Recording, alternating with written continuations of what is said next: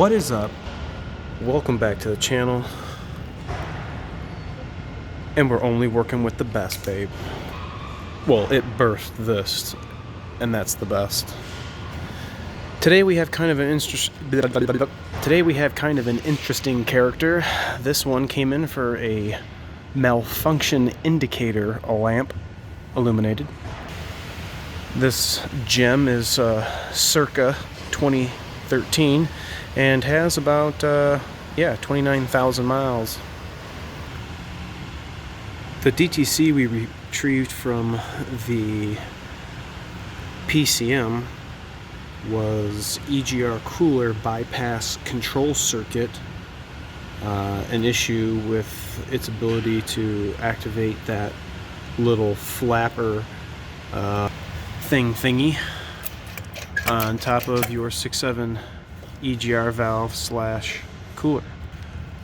This is the little actuator that controls said component, and with the vehicle running, it should be sucked all the way in.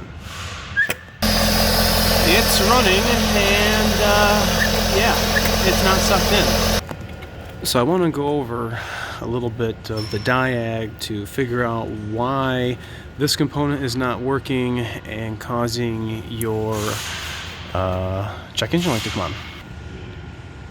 Before we begin, I want to definitely give a shout out to the team over at Ford who have really put a lot of effort into making our manuals and everything that we need to diag our product right the first time so much nicer and interactive.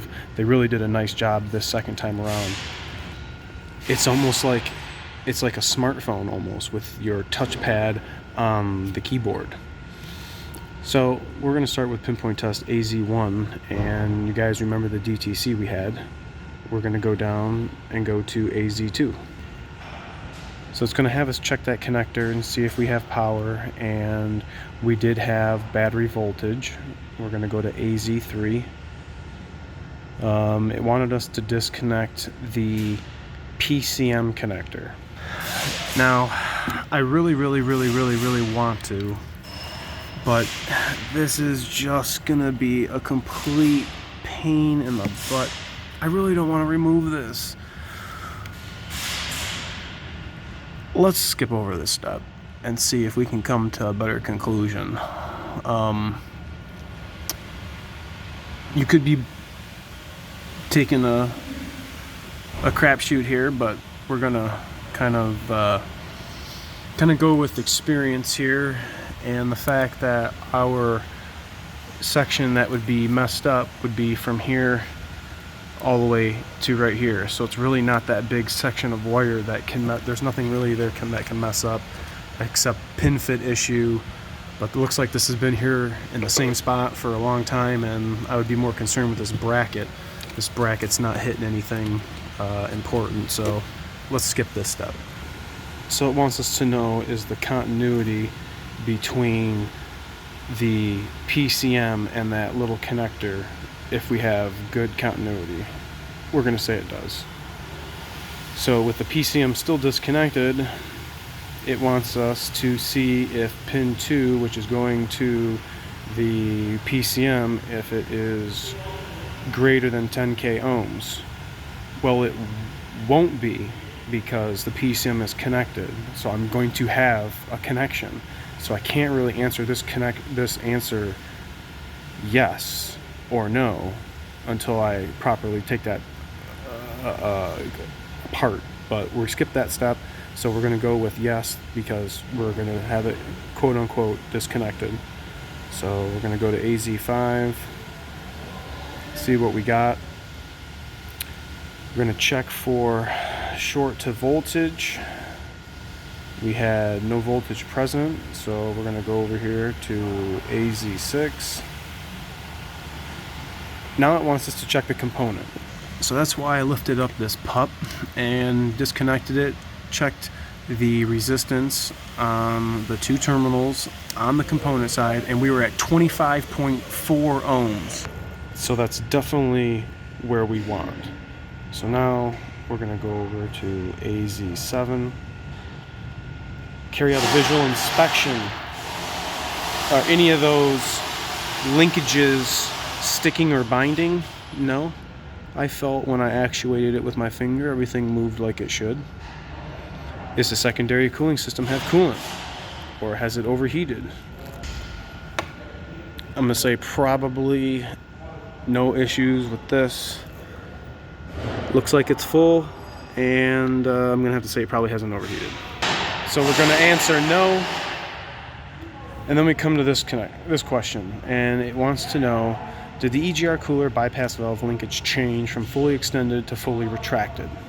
And as I showed you in the very beginning, it did not fully retract. It was fully extended the whole time.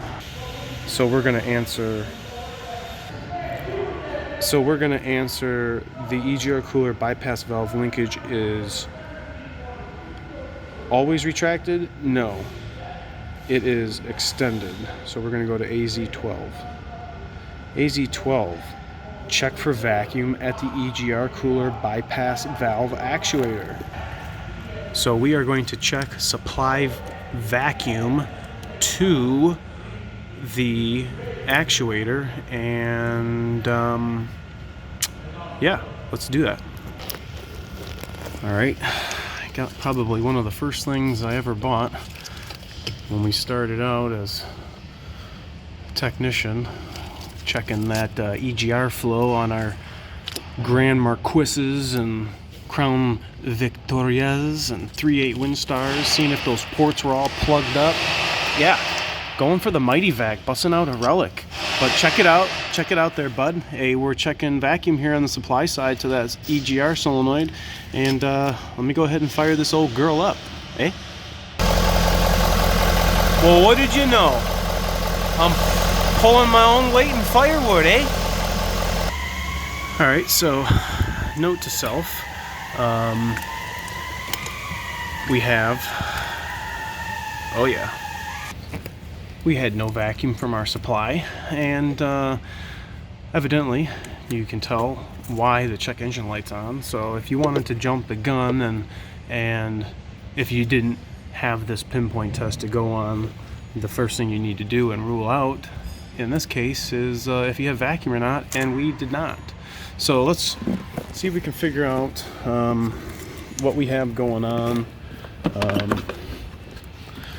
If we have a broken vacuum line, or do we have a bad vacuum pump? And we are going to find out, because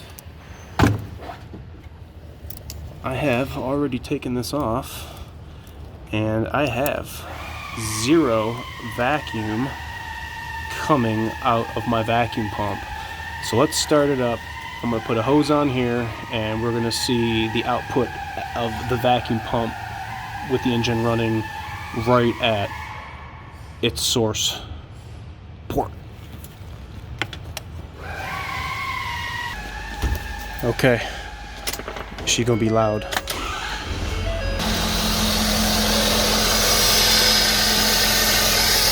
Alright, we're hooked up. See the port we're plugged onto, and you can see we have absolutely no vacuum coming out of the vacuum pump. Woo.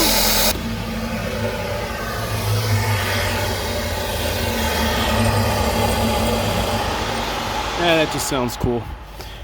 Alright, you guys, so conclusion to why our check engine light's on with a P245A for the EGR control bypass valve actuator thingamaroo. We got a bad vacuum pump, guys. So this is only I guess if this was a pickup truck, you would know something was wrong because you'd have no power. Well, I should say on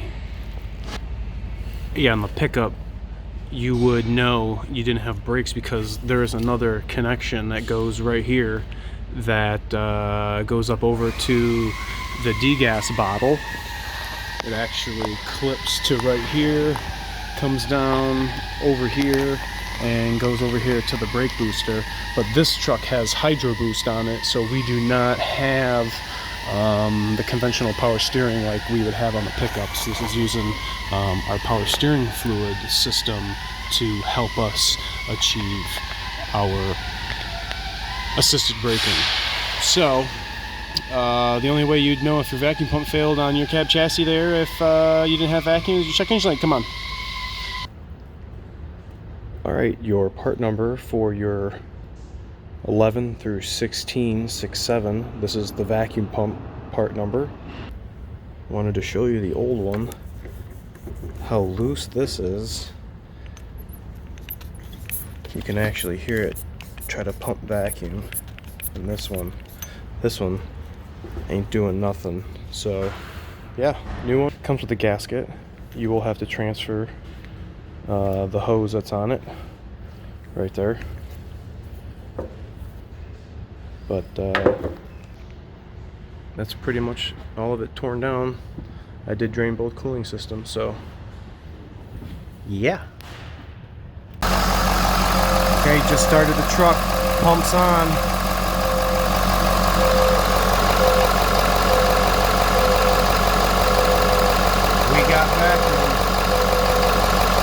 We got vacuum. Concerns fixed, guys. So, tell me what you guys think about this in the comment section below. If anybody's had to replace their vacuum pump for a check engine light, or if you didn't have power brakes and you had to replace it for that reason. But make sure to like and subscribe. Tell me in the comment section, and I hope everybody had great holidays these last few weeks ago. And as always, thanks for watching, guys. See you next Friday.